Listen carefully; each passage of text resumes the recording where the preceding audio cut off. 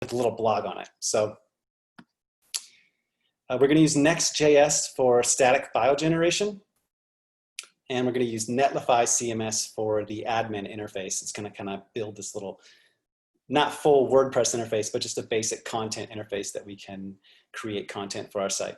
And we're going to do it over 3 different parts. So part 1 is setting up the Next.js app structure using the command line tools, super basic, super simple. We'll cover it, what's in there, how the folder layout works, and those kinds of things.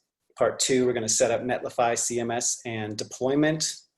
This was the bulk of the work, putting this all together, but we'll kind of cover the gotchas and whatnot along the way. And then part 3, we're going to do a build, our own little kind of build command and connect the data in the very end. So if you want to follow along, the repo's up on GitHub. That's the final repo, but I'm going to be covering all the code that we've written throughout this introduction, or throughout this demo.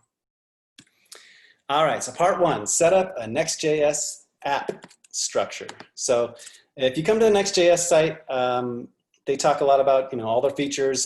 There's a lot of different static site generators out there these days. We'll talk a little bit about some of the other options at the end, maybe along the way.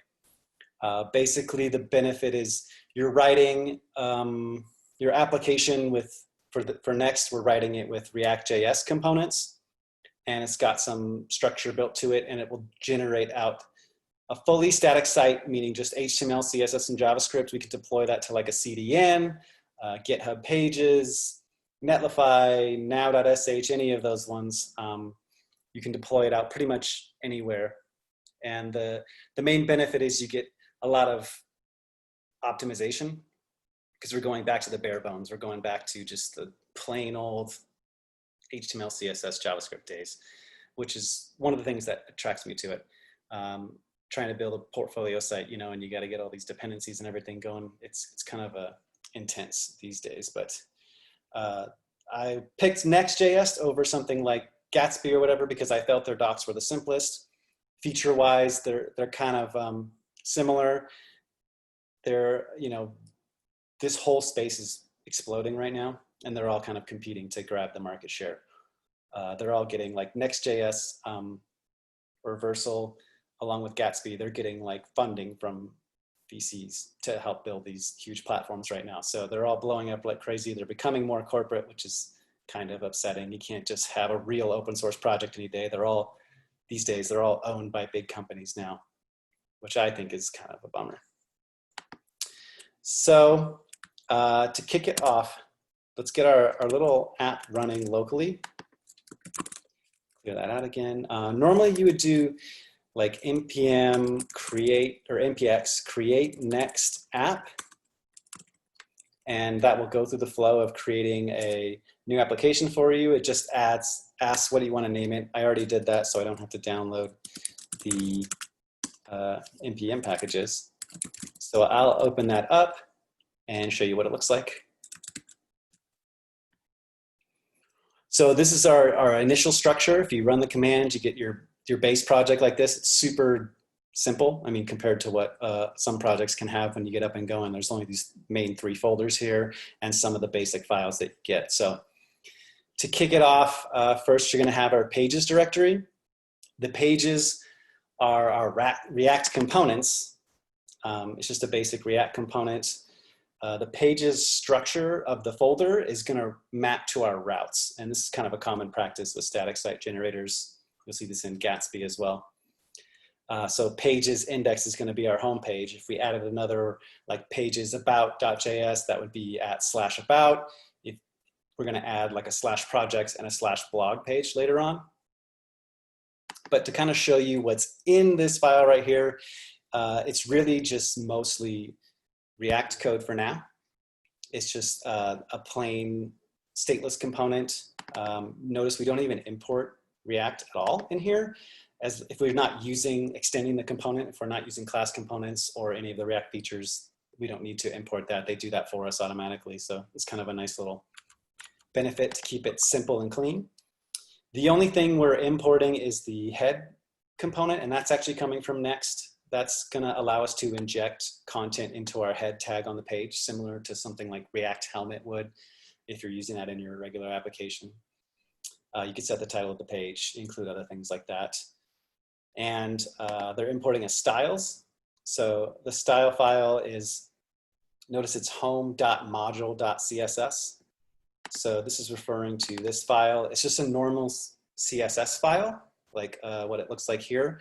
The .module means that it supports CSS modules, and that allows us to pass in, kind of pass in all of our styles to the class name here in React, and these styles will be scoped to this component. So it's kind of what ships out of the box with Next.js for styling, how they do it, but they also allow you to include global styles. There's, you know, tons of ways you can include styles these days. Any of them will be supported. You just have to kind of set it up how you want it. But they'll do this out of the box. I'm not going to use the module styles. I'm going to use just global styles for this example. You'll see they have an app.js _ app.js. This is like our app wrapper. And in the app wrapper, they import these global.css file. So we're going to use that global CSS file to import all of our styles, because we're just doing example stuff here. But I've set up Sass in another project, and it's pretty easy to get it up and running. You could also use style components, whatever you want to do. They don't have their own built-in thing. Something like Gatsby, I think, has like a Gatsby theming edition that you can use, which I haven't looked into, but that is also something that's available. And you'll notice there's an API folder in here in these pages.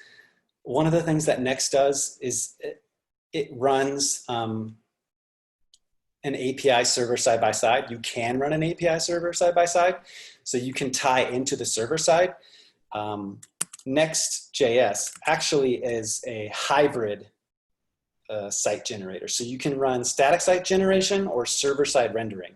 Server-side rendering meaning the kind of classic express route where you serve up your static files and then you go to the database, grab some data, and you spit out a view in the end.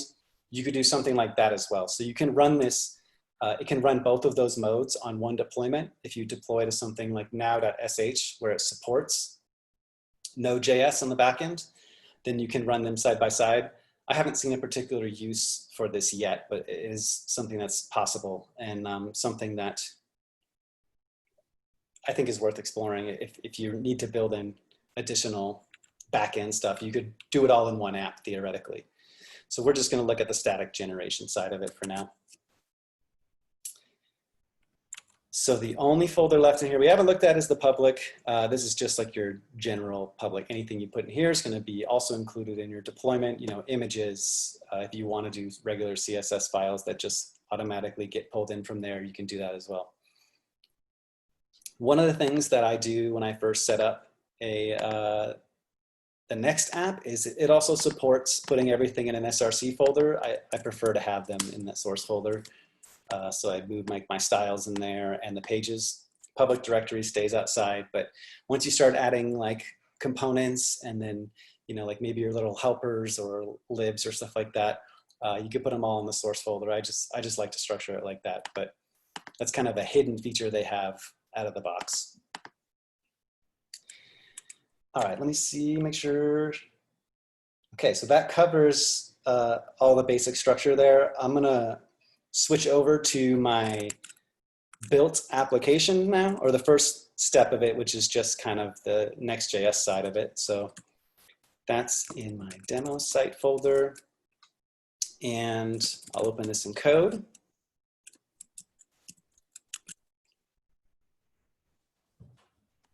And I'll run it for you in a second. But first of all, just to show you kind of the changes I've made. So I moved everything into the SRC folder, like I mentioned. Deleted some public files that we didn't need. I added a components folder with a layout and a nav bar. We'll dive into those. And I also added some pages here, the blog and the projects page, which is what we're going to use in our site. And then I deleted the modules. We're not CSS modules. We're not using that. So let me show you what the site looks like real quick. They ship you with the command npm run dev, which just runs next dev. That'll run their local development server for you. Load it up, and I'll blow it up a little bit. And this is our basic portfolio site for now. So I just kind of got a nav bar up top, a projects page. So if you click on that, it will take you to /projects, in case you can't read that. And this is just pulling from my GitHub using the GitHub API public repositories. It's pulling the top 10 and kind of rendering them on the page. We'll look through that demo of how we're doing that. And also the blog is empty right now. We will get to the point of filling that out with the Netlify CMS additions. So this is the site we're going to be working on. This is just the basic structure of it. Now let's look at the actual files. So the other thing you're going to want to do when you first get your Next.js app set up is you're probably going to want a layout component. We'll see. This is our home page right here. And I added this layout component, which just wraps my content.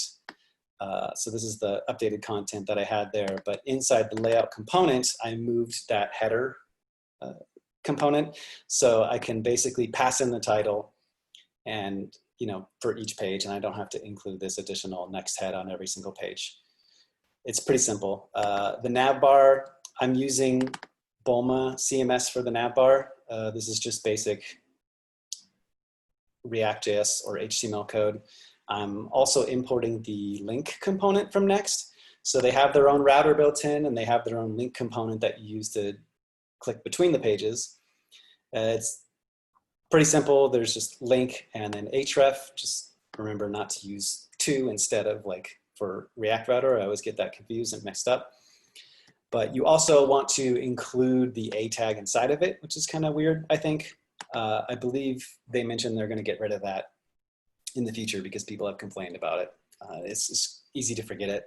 And I'm not sure why they made you do that in the first place, but because I tried adding a class name directly on the link and it doesn't pass it through. You have to wrap your own A tag in here to add it in there, but that's a little gotcha that you might run into. Otherwise, this nav bar, again, is a stateless, just a function component.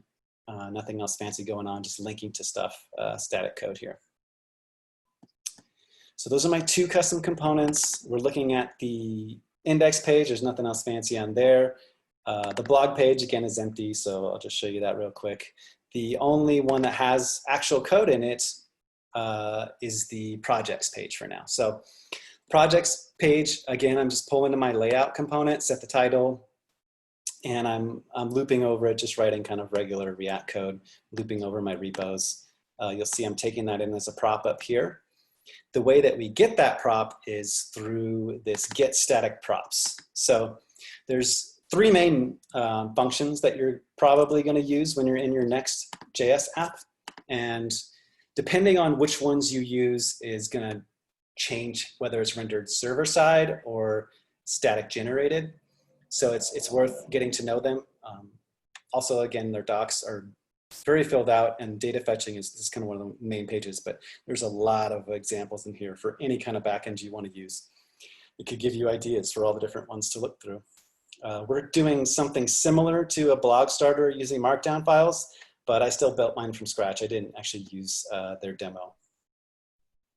So these are the three methods that are functions that I'm talking about that you'll commonly use. Get static props, which is used for static generation. It's gonna fetch the data at build time.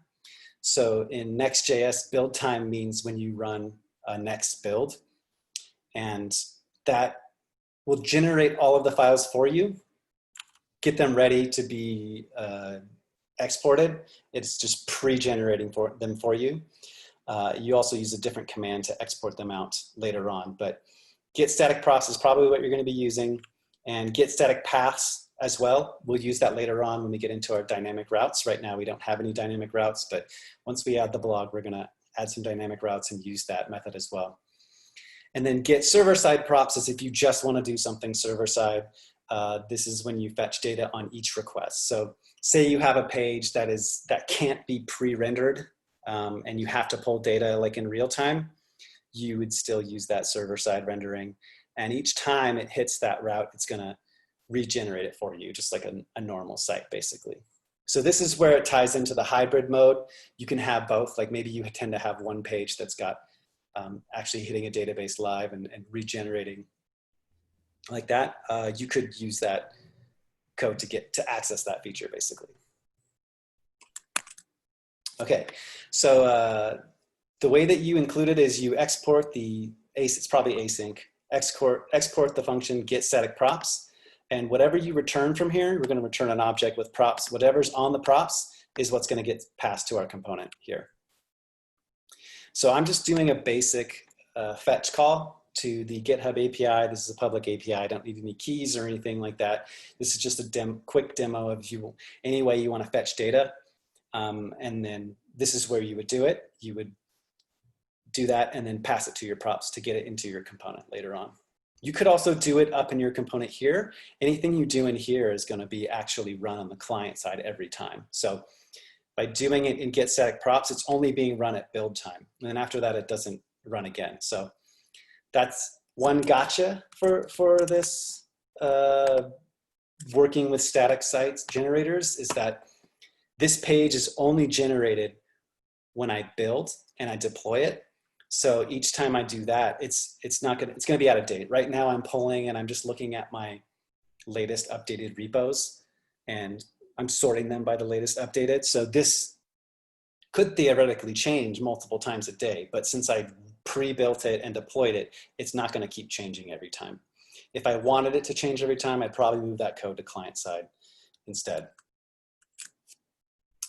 So I get the response back, get the JSON back. I'm just doing a quick little sort by the updated date, and then I'm also filtering it down to remove any forks and just slicing it off so I get only a few results. So this one's a super simple demo of how you can hit any kind of fetch requests. Any kind of fetch request you can make, you could basically swap this out for that. So if you already have an API standing up somewhere, this is the easy way to get it in there for you. All right, and let me go back to my slides. That's the end of part one. So just some quick highlights here about what we did all in that first part. npx create next app to spin up the new app. The pages folder and files mimic the route structure, so the structure there matters. That's just kind of like the convention that they have going on. It's a pretty common convention. .module CSS files are scoped styling. It's something to remember if you're using it. That's built in automatically with Next. You can import global styles in pages/_app, which reminds me, I didn't show you that CSS file, but you can see, first of all, it imports the global styles here, but then I also did like a regular CSS import to import Bulma.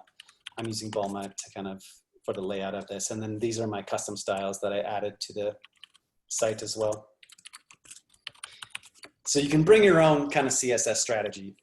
And APIs routes can be used in hybrid mode. Like I mentioned, you can load them side by side and do server-side rendering with them.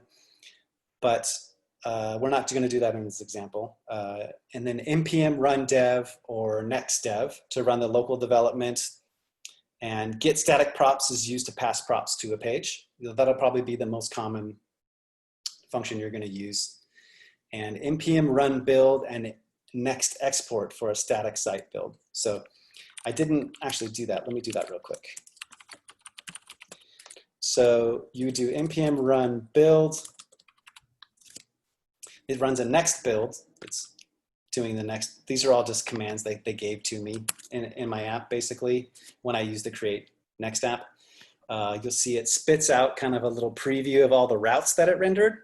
And it's got some little icons next to it. And those icons tell you whether that's being server rendered, static site generator. It kind of gives you a hint to the different types of ways you can export your pages and how each one is being served up. So when you get into performance tweaking, you can use this as your guide to kind of figure that out. And it does a lot of chunking for us automatically. So, again, all of these JAMStack sites are fighting for the best performance. That's pretty much their battling ground. So there's probably a lot more performance stuff that you can get into tweaking, which I wanted to look into, but I couldn't cover in this initial demo. But they're doing all the basic stuff for you out of the box. You can pretty much guarantee that you're going to have a quite performant site out of the box. And I'll do npx next. I don't have command set up locally for this yet.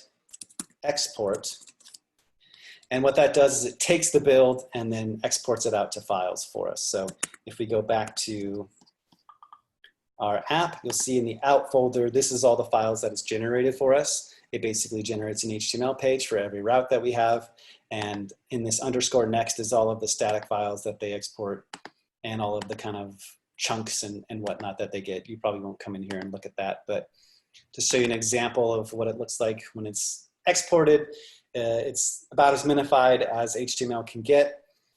And there's a lot of preloading they have going on in here. So the preloading is trying to anticipate the pages you're going to next and load those up for you, preload them so when you get there it's nice and quick and snappy.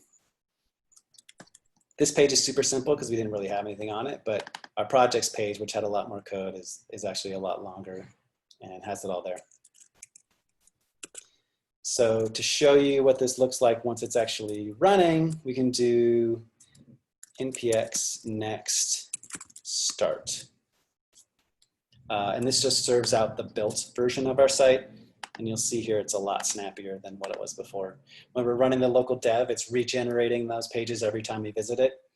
But this is our static site basically served up, and it's just quick and snappy. All right.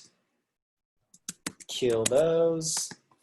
And I'll kill this server and back to our slides real quick. So that was the last feature in there. So that's it for step one. Quick and simple setup. I did a lot of the coding on the side, so it took a little more time than what I showed you, but understanding it, I feel, is pretty simple. Before we move on to part two, any questions so far?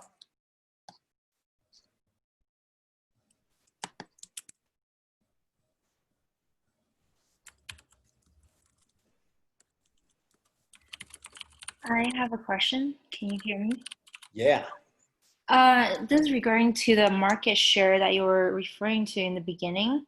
Mm-hmm. So like mostly I only do like the applications, not the static site. So which market? I know this is static site market, but like who is the audience for this market?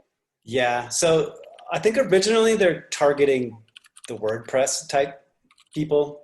Okay. They're trying to take over, well, Gatsby at least is trying to take over the WordPress market. Also any kind of, marketing sites, anything that's really static content that's not like a full application kind of interface, they're really targeting those people because this is not necessarily an app structure, right? These things take into account more pre-rendering and all that for SEO purposes, which you don't necessarily need in an app. So they're kind of targeting those, and you can even see in their data fetching, they have like a WordPress example, like you can use WordPress as a backend, as a headless CMS these days. Mm-hmm. So maybe if you've already got an existing WordPress and you want to migrate to a newer thing, to NextJS, because NextJS will be able to generate those static sites for you, which would be much more performant than serving up a WordPress site, basically. Gotcha, that makes sense. Cool, thanks. Yeah.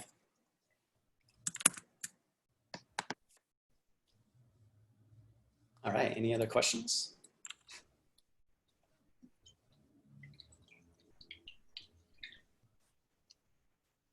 Okay, hydrate break. All right, so on to the next. Part two, setting up Netlify CMS and deployment.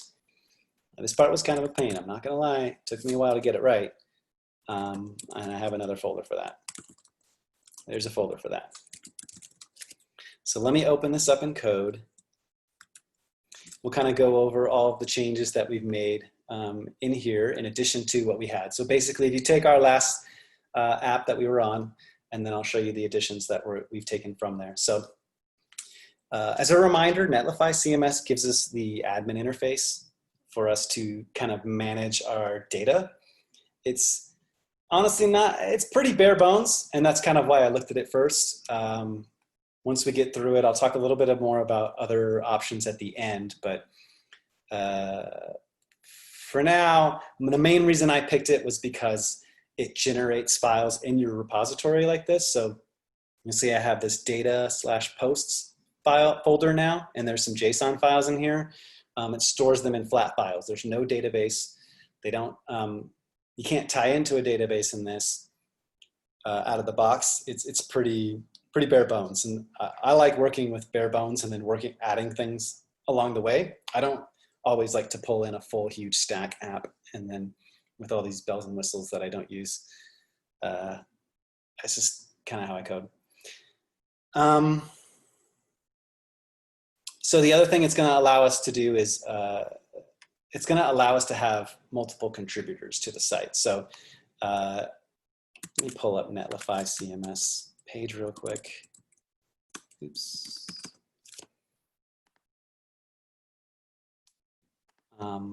Their docs are pretty similar to NextJS in like the simplicity of it, I would say. But they have a lot of features behind the scenes in Netlify CMS, like Git Gateway, which is what we're going to use. Git Gateway is a way for us to have users who are not on GitHub or don't have Git access, like maybe, you know, a marketer on our team or something like that who wants to publish content on a website. They can log in through this and they can generate content and manage the content still. So it's got that feature behind it. There's a lot more that it can probably do than I'm using it for, but we'll cover the super basics of it. And the other main reason I picked it was because of these widgets. So we're building custom forms for our data. We're building our custom data structures basically. And they have these widgets, which are like fields, you know, it's different default kind of common fields that you'll get when you're building out a form. And it all allows us to configure everything through YAML. It will generate the site for us and get it up and going pretty easy enough. So we'll use a couple of these. You see they have the common ones here. They've even got like relation, which we're not using, but you can also build your own custom ones. I haven't got to there yet. I think building custom ones would be a real nice feature if you're building out your own custom CMS where you're doing a lot of your own kind of formatting that you want. I would do that.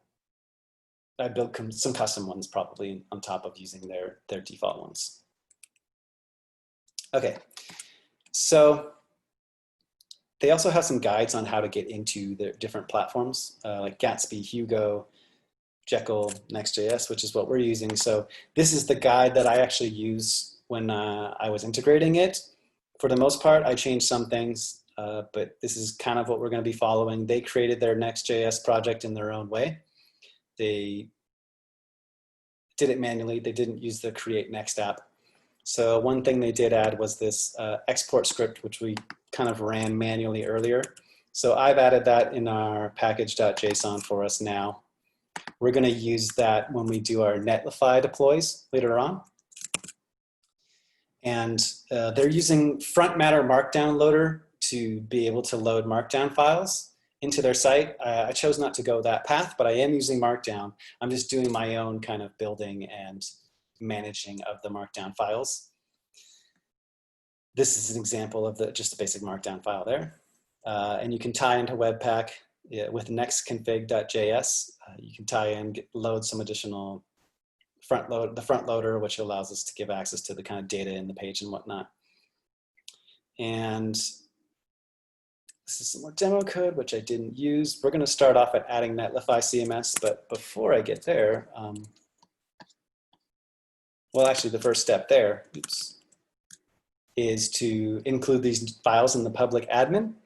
So we'll look at those. I did those locally in the public folder, in the admin folder.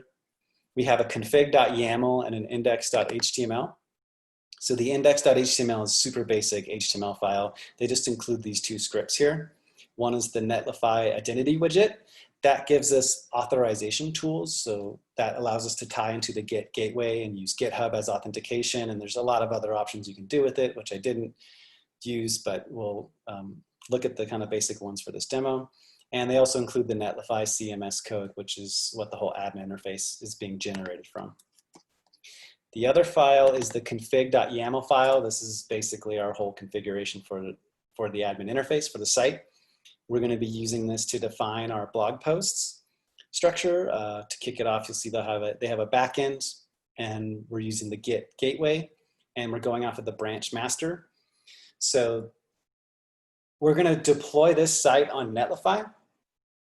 And when we deploy it on Netlify, that sets up continuous deployment for us automatically on the master branch. So every time we push up to the master branch, it's going to redeploy for us automatically. The way that Git Gateway works is that whenever we change content in our site using the Netlify CMS admin tool, it's going to generate that file in our Git repo for us and commit it. And then that's going to kick off a new build and basically redeploy the site. So that's how we're going to use Netlify CMS as an admin tool to publish our new content, basically.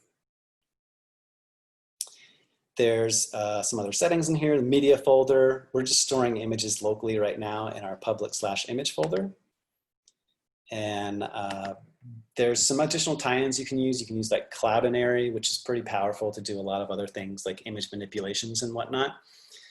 Right now, I'm just taking the image wholesale, throwing it in my repo, which is probably not a great idea. Ideally, you would have some other setup for this. I didn't get down to the path of like optimizing the image setup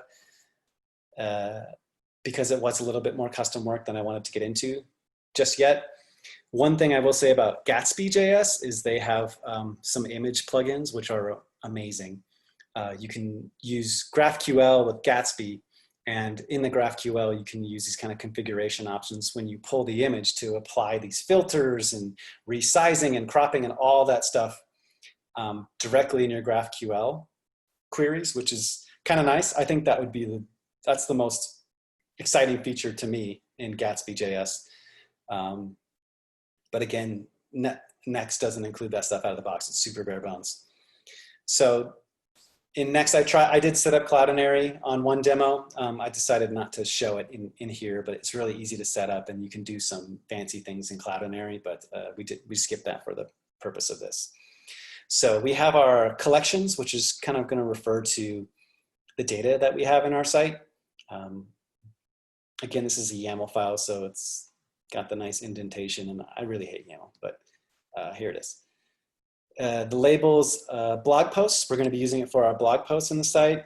Name is posts. The folder, we're telling it to store in public/data/posts. So you'll see our public directory, data, posts. I already have a few in here.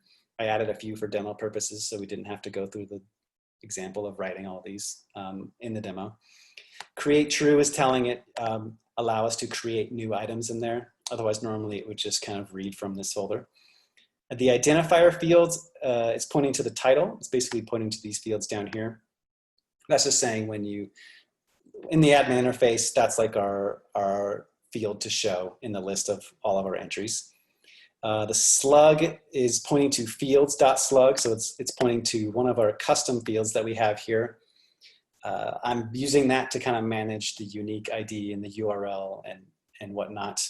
I don't have actual checking in there of whether it is unique or not, so that would be something you'd have to add manually yourself.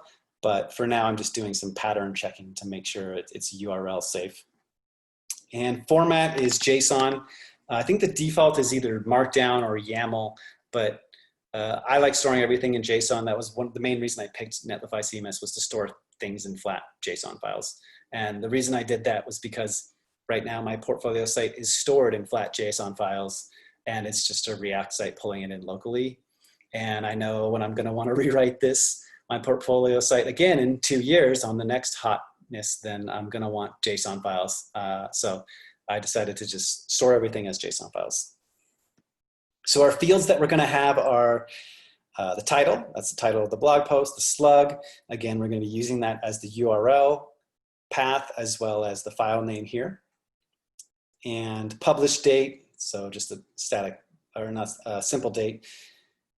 Cover image, we're gonna have, just to show you an example of using the image widget, you can upload images. We'll use it as our fancy little cute, blog style page.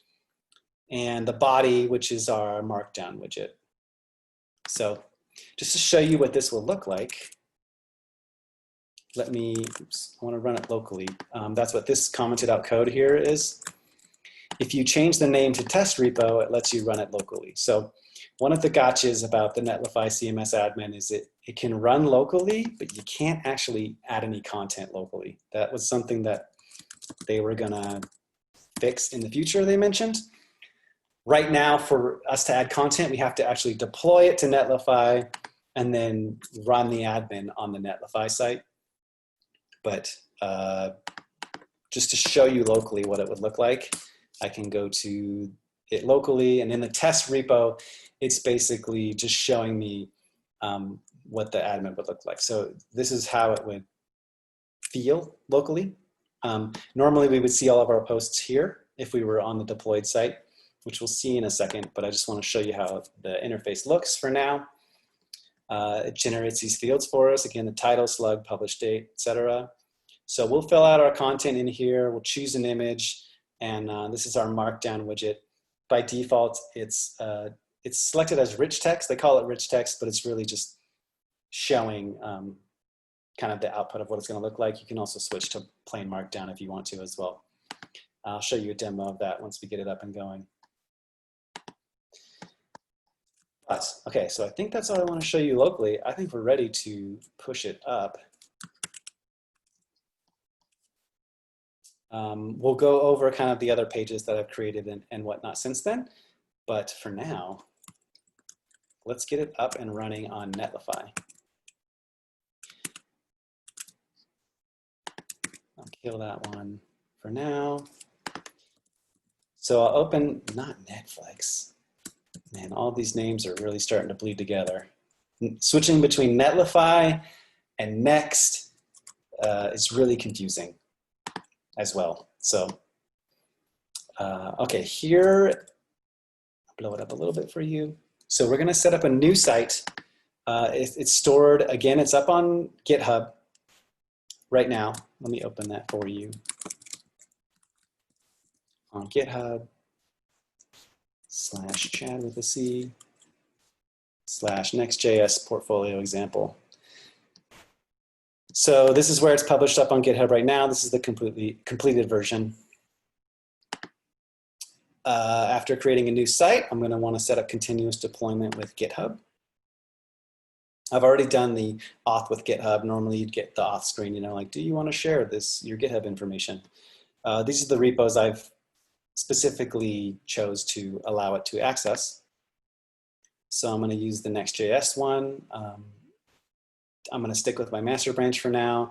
The build command, again, we made that npm run export command. It's going to run the build and export for us.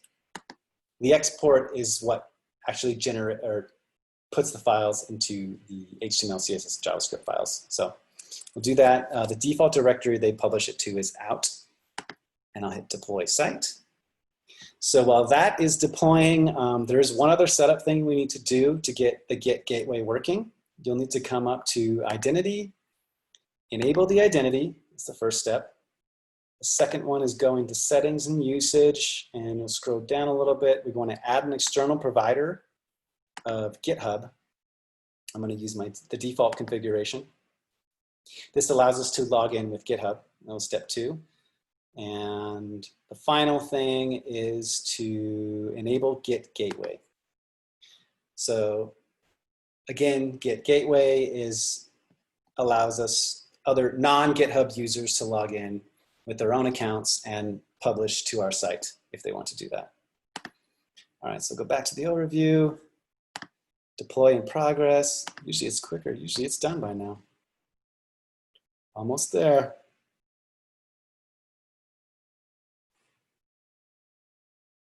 Site is live. All right. I'm going to go back here. I'm going to open the site and see this is our basic, same thing we saw locally, but now this is our deployed version. Static and snappy. And you'll see our blog is filled out because I already had some data in this new repo with the stuff filled out, but we're going to get to the point of where we're writing this. See, there's our cover image. We've got our title, our publish date, and this is our content from our markdown that we're going to be using. So I've made 3 example posts right now. But if we want to make a new post, we would go to /admin And now that we're on the deployed version, we can log into the admin login with Netlify identity. Again, if you don't have a GitHub account, you can sign up here. You can disable that as well if you don't want to allow people. There's a lot of configuration options around the identity stuff that I haven't messed with. I'm going to continue with GitHub. So now we're into our actual admin interface. It looks the same. This is the deployed version.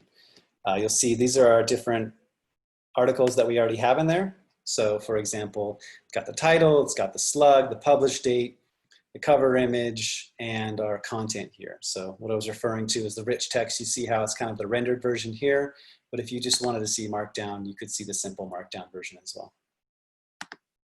So we're gonna go and we're gonna add a new one, a new blog post. We're gonna say Meetup review, NextJS with Netlify CMS. The slug is, we'll just call it Meetup review. I'll set the publish date to today. Choose an image. So I already had some images uploaded here. Let's go with this one down here, and we'll choose that. And then our blog post will say, how was the meetup, you asked? It was dope. And we'll add some,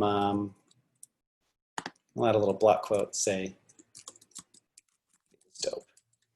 We'll remove our regular dope. We'll just finish with that. So you'll see it generates this little preview on the right here. Netlify CMS allows you to tie into previewing the content in the actual form that it will look like on your website. You can hook all that stuff up. I didn't do that. So it's just showing you the default page right now, but you can also set up preview links if you want to, share a link with someone to review it firsthand. There's a lot of other workflow options that you can have in here too. You can set up a workflow, so when someone publishes something new, it saves it as a draft and you have to approve it, or you can say like it has to go through a few levels of approval to get to the final endpoint. And Git Gateway, what that's going to do is when they hit publish, it's going to store it as a PR on your project, and then you can merge that PR whenever you're ready. Once you merge it, it's going to merge it into master, and then it's going to redeploy it at that time. So then it will finally publish it for you. So there's some additional kind of features you can get with that, but we didn't do that in our setup here. We're just going to do publish now. And what the publish is going to do is behind the scenes, it's going to create that file for us in our repo. Let me minimize that. So if I go back here and I refresh, you see I have a new post in here. It says create blog posts meetup review. And if I look at what was committed, it's just a JSON file with all that data that I wrote in there, basically. The image is just a path to the image URL, and the body is just a plain Markdown content for now. We need to process that Markdown on our own because I'm not using the front matter. I built my own kind of little script to go that route. Oh, wow. VersalBot, I've never seen that before. Okay, so now that that's deployed, and since I already have let me go back here. I already have it set up on Netlify. That committed to my master. That's going to automatically redeploy, and I should now have that post on my actual website. So looking in the admin, I see it here. But if I go back to the deployed URL, and I go to blog, you'll see now it's there. So it redeployed it for me automatically, rebuilt it and everything. Kind of like if I created it in a database and it would just re-render and show up automatically, it did all that process for me. And if I go there, you'll see the image and you'll see the content that I had. All right, super simple. So now locally, I don't have those files locally. Oh, I'm still running the local. If I do a git pull, it'll pull down that JSON that we created, the meetup review.json. Now it's in here, and you'll see it's just that JSON file that we showed before. But again, we're missing these two properties. These are generated in my own build script. So I went through the process of making my own build script. I run a pre-build that runs node prebuild.js.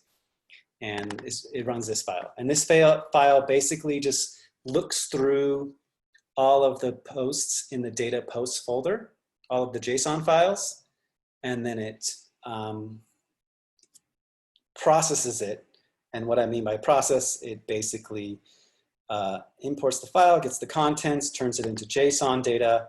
I take the JSON.body, which was my markdown content, and I use remark to convert it to markdown for me.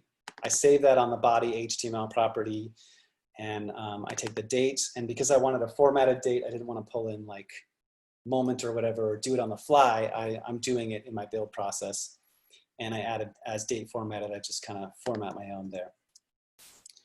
And then it takes all of those and it writes that file back. It updates it. So right now you'll see it doesn't have those properties, and I join them all into one post.json. So I can just import this single file. This is all of my posts. Right now there's only 3 in there. We wrote the new one. So run that locally. I can do npm run pre-build, or anytime I do a regular build, it will also run the whole thing. So let's do an actual build. There it says it ran the process, 4 different posts. This is what it's telling me right now. It's going to create the optimized production build. And when it does that, because we have different blog routes now, we see these are the 4 different blog routes that are getting rendered here, including my new one, Meetup review. So each time this goes, it'll show you the kilobytes and stuff, and you can kind of watch that to see where things are blowing up or where you can use optimization improvements. But now that I have that, it's updated my files locally. You'll see it added on the body HTML and the date formatted, and updated my post.json as well with all the data. So my build script, every time I run a build, it will regenerate, or like basically repopulate these files for me. So when I posted the new post on Netlify admin, it added that file to the repo, rebuilt the repo, ran the build script on the Netlify servers, generated these new files, and then pushed out the export of that. But since those files, those updates don't get changed, they don't get saved into my Git. So if I wanted to update my Git locally, I would have to do that manually, but it doesn't matter because it's going to rebuild those every time that it does a deploy. So it will always have the latest version, but maybe once in a while I want to come back here and run this just to have the latest version in my Git repo. Taylor has a question. Yes. Based on your experience, just considering static site generation, would you pick NextJS or Gatsby for your next SSG project? I'd be more inclined to stick with Next, but pick something other than Netlify CMS. I still like Next. Gatsby comes with GraphQL out of the box, which will allow you to kind of query your folder structure much easier than like building your own script. I kind of enjoyed building my own scripts. It made me feel cool. So you wouldn't have to do that if you used Gatsby. And Gatsby, the only thing I don't like about Gatsby is honestly Gatsby the company. I'm kind of sick of all those Gatsby people posting, oh, I published my Gatsby site and I've got 100 score of Lighthouse. Like, yeah, anyone can get 100 score Lighthouse if you publish a single page with one header on it, you know. So I'm kind of sick of the Gatsby crowd, to be honest. The NextJS crowd doesn't feel like as, I don't know what you would call that, but they don't feel as pretentious to me. Which is a bullshit answer, but that's how I feel about it. But power-wise, Gatsby is, I mean, it can do everything. If I was building an enterprise website, I'm assuming I'd go with Gatsby, or I'd probably imagine people would pick Gatsby. I would still pick Next because I like it simpler and I prefer to build things in as I go rather than just having like all these crazy features out of the box. And I don't like tutorial-driven development, to be honest. I like to write my own code. So Gatsby has tutorials for everything. And if you want to just copy and paste everything, you can do your whole Gatsby site like that. They have, their docs are kind of out of control. They have a doc for everything. So That's my opinion on it, but I would call it an unpopular opinion. Kyle has a follow-up question. Let's see, similar comparison with Netlify CMS, what do you like and what would you consider instead? So I do have a slide at the end that does a little bit of a comparisons. I also messed with Strapi. When I was doing this, I set up Strapi once. I messed with sanity.io. And there's like tens of others. I kind of stopped there. But of those three, I would probably go with Strapi next time. Strapi is similar in the sense that it's your own customizable admin interface. You create your own fields and like content types and those kinds of things. And it was very powerful as well. That one runs on a database. It stores things in a database of your choosing. You have the flexible option to choose your database and whatnot. So if I was going to do it again, I'd probably use Strapi. Again, Gatsby doesn't, they kind of follow the flat structure or the flat file thing out of the box, but you can also, come with your own headless CMS. So there are two different categories. You can be a fan in one and a fan in the other and whatever, but I think it's easier to choose a static site generator. They're going to be all pretty similar. The headless CMSs are where things kind of start to differ a little bit, I would say, but it's preference, up to you. I mean, maybe you're building it on a site that already has a database. Like if you already have a WordPress installation somewhere, then you can tie into that from Next or Gatsby. You don't need to pick a new headless CMS for it. Okay, so I think that's it for part 2. Let's do a quick little review. So Netlify CMS will create an admin interface for us and allows us to manage data. Data is generated and stored in our Git repo we did it as JSON files. You can do different file types like YAMLs and whatnot, markdown files, etc. I did it as flat files, but basically the point is there's no database in Netlify CMS. Our public admin config.yaml defines custom fields, which they call widgets. And custom widgets can be built for enhanced behavior. I could see if you built like a custom one for your images to, allow it to serve up different resolution images at different screen widths. You can also do one for SEO meta tags like Facebook meta. Someone's probably built widgets for those out there already, but you can get real custom with it if you want to. And I looked into the custom widgets a little bit and they looked really easy to write. So I think that's kind of a benefit of it. We used Git Gateway to handle authentication for our contributors, logging in with GitHub or their own custom signup that they want. We also have optional workflow settings, which I mentioned we're not using in our example, but you can have drafts with approvals that go through pull requests. And Netlify will redeploy each time a change or a push occurs to the repo. So the other thing, it does lock you into Netlify. I tried deploying this to now.sh instead to see if I could take advantage of the API side of it too. But you have to, if you're using Netlify identity, which I was using with it, you have to use Netlify, deploy to Netlify. But once, I think you can separate them. You can make your own admin interface with Netlify CMS and deploy that on Netlify, and then that will save it back to your main repo, and your main repo can be deployed somewhere else if you want to. So there's different ways you can mess with it to kind of get the structure you want, but I didn't do that. So that's it for section 2. Was there any other questions or any questions about what we covered in there? That was kind of the most confusing part in my opinion. Getting the setup took me several different trial runs to get it going. And like I said, after looking at it now, Netlify CMS is not my favorite, but it's what I went with, so that's why I demoed it.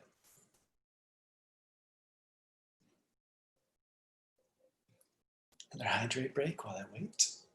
I got a question. So I imagine that the game with that auth default is they're trying to get you to buy into something at scale, and like they've got the vendor lock in. So what does that process look like? Like when do you start feeling the pressure to like pay them? So I don't think there will be any paying. That's why, I mean, I would probably use this for generating the flat files, and then I kind of own the data. That was why I bought into it. But I would probably use this on a site where it's just me publishing. It's not a lot, not something expansive. I don't think I would build like a company-wide CMS on it where multiple people are going to use it, even though it had those kind of features. I could see it as something for open source communities. I think that's kind of like a market they were trying to attract with the anyone can contribute to it thing aspect of it, because you could write your docs on this and then you edit it in the Netlify CMS and then it redeploys and whatnot.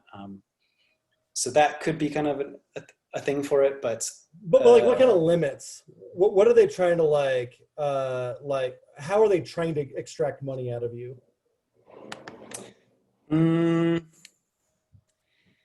I think just by getting you onto the Netlify platform. No, but like, so what scaling things do you get with like the paid features on that? I guess is what I'm asking. There is no paid features for Netlify CMS. Oh, there isn't?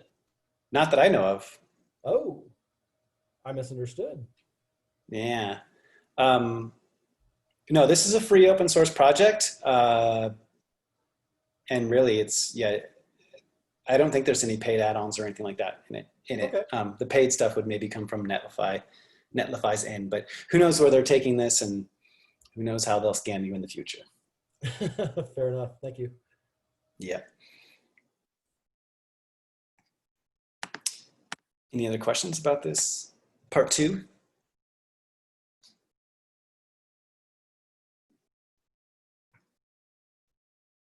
Okay, on to part 3, the final. This is a little simpler. This is kind of shifting back to NextJS world. We've done our business with Netlify CMS. We're generating our content. We've got it in our repo. I even showed you a little bit of the build command already. I kind of jumped the gun there, but basically I'm doing my custom build, which is, grabbing all these files, putting them into one file for me. So this is kind of like my flat file database in a sense, where I just import that. So to look at how we do that. So in our pages, blog, bracket slug. So the brackets means it's a dynamic route, and the slug is like our parameter name, what we're going to get in our methods when we kind of mess around with them down here. But so this is a new page that I added.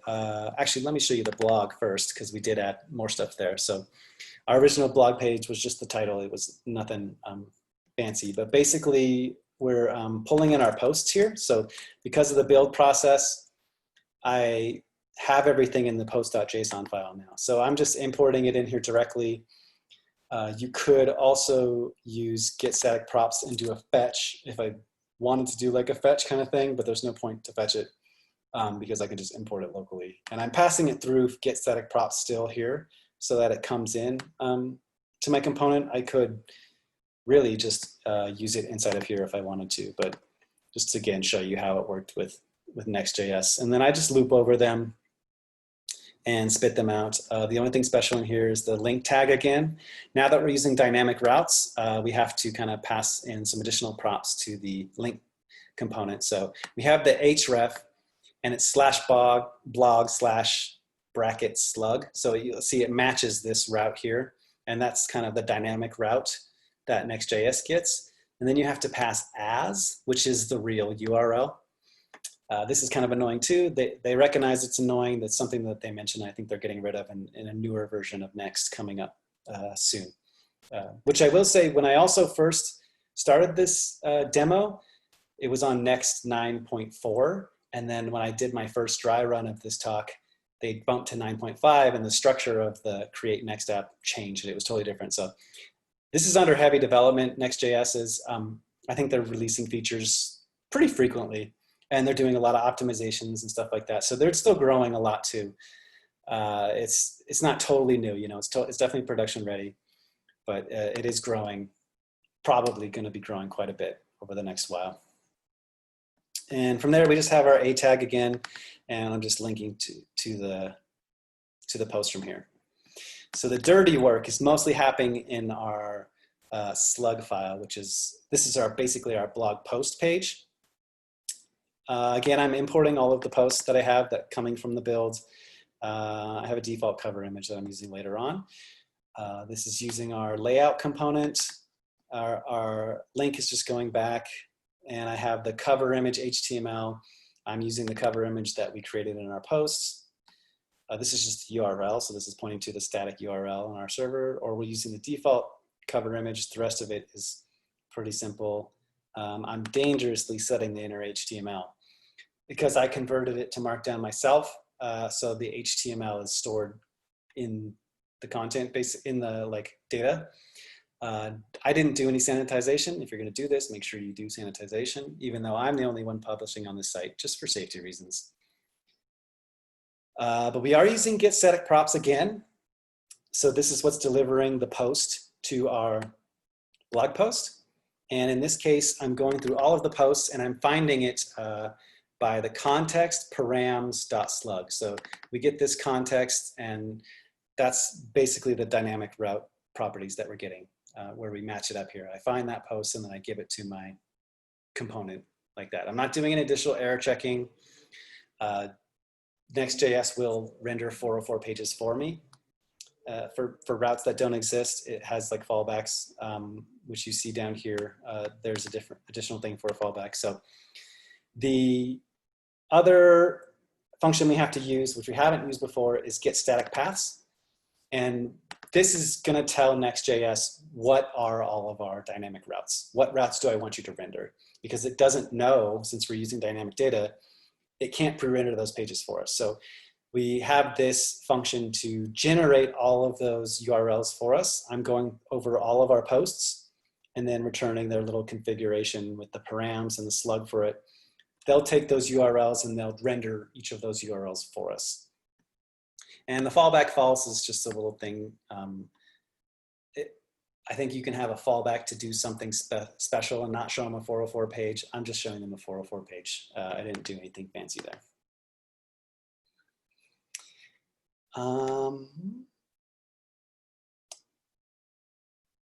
And that's it. So that was the final part of tying it all together. So with those additions of that code, it got us our blog page. We filled out the rest of the blog page and we have all of our blogs articles here. This is the blog component that we saw, and then we click into one and now we're seeing the blog post page with all the markup and everything rendered. So to review that real quick, we did a custom pre-build JS. We looked at that actually in the last step, but again, that's going through and collecting all of my JSON data and putting it into a new file for me. That's all custom stuff, not handled by NextJS. Again, in Gatsby JS, you would probably use GraphQL to like import files. It can like parse the folder structure that way. This one I just did my own manual thing. We updated the blog page with post data and the link components, and we added the dynamic page with get static props and get static paths. So we didn't use the get server-side props at all. That again, that's only for server-side rendering. So if you had like a server-side rendered page, maybe something that had some more like actual kind of real-time data that you were, maybe not real-time, but just something that you had to refresh on each visit, you could do server-side. But I feel like at that point you would probably move it to the client and just use client fetch instead to be able to refresh all that data. Okay. Any questions about part 3?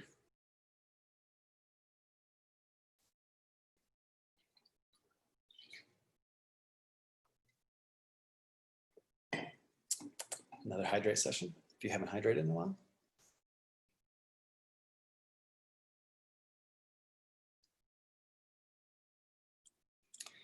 All right, well, that's going to bring us to our final part, which is more questions. Any questions overall? I mean, that's it. That's the demo. That's all I have for it. Our site is up and running. It's up on Netlify. I've got my blog posts here.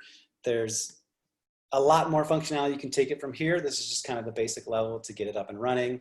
Again, you can see the repo up on GitHub if you want to check out all the code in its detail if you want to copy it for something else. I mean, their starter projects that they have on their docs are probably more in depth and better, but they do have a Strapi example, which is something that I would want to look at next. Which reminds me, here's my quick comparison table that I mentioned. So I only took a few of the ones. When I started this, I knew I wanted to use Next, but I also was curious about some of the differences between other options out there. So I watched some stuff, and these are the ones that I saw pop up while I was preparing for this Meetup talk. So I use Next. These all three rely on React.js as your kind of view layer, your templating language. If you're going to use Vue.js, there's Nuxt. The other ones I'm not sure, but there's probably even more for React.js. And Next.js has hybrid mode, which allows you to do the server-side stuff. If you want to stand up an API next to it, or you want to do some other server-side rendering type stuff, you can do that. The docs are simple. Gatsby, you'll get the power of GraphQL, which is pretty nice. It's pretty powerful. You can import files from your local file system. You can hit a GraphQL server. It's kind of that next level if you want to get fancier and do more things. Their docs are very extensive. They have a doc for everything, like I mentioned. Tutorials galore. Everything you want to do, you can copy and paste all you want. And they have plugins, which are kind of their way of extending some things. So if you want to add a little feature, there's probably a plugin for it. They've got a pretty big plugin library going already, which is kind of nice. And Redwood.js, I looked at briefly. I didn't build anything on it, but they consider themselves full stack. I would consider it as like really, it's a full stack app that is capable of doing server-side rendering or static generation in the end. But they also use GraphQL. They use Prisma, which is another tool to kind of connect to the database. It's kind of like an ORM, kind of like a query builder. They claim they're not an ORM, but it is a nice little way to connect to your database. And they do have some forms stuff, which if you're building a little more of a form heavy thing might be beneficial to look at.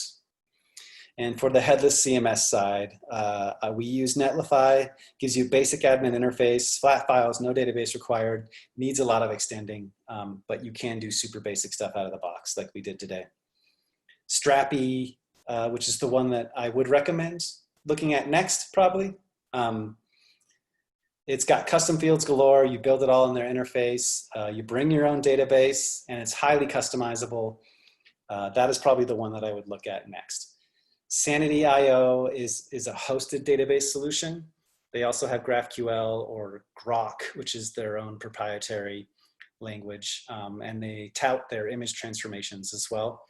So Sanity might be nice if you're using Next.js, which doesn't have image manipulation built in. Gatsby does have that stuff built in using their GraphQL and plugins. But on the headless CMS side, Sanity.io will take that for you. But again, you go with Sanity, you're locked into another service. So you gotta be kind of careful when you're picking these things out, because pretty much every single one of these frameworks has some kind of lock-in that they're trying to get you to. Like all of these static site generators are trying to get you to host on their servers. Next.js has Versal, which runs now.sh, which is that what it's still called? It's just called Versal, I guess now. But so they're all trying to lock you into something. Be aware of that. But you can usually get away on a free tier for quite some time. Cool. Any other lingering questions?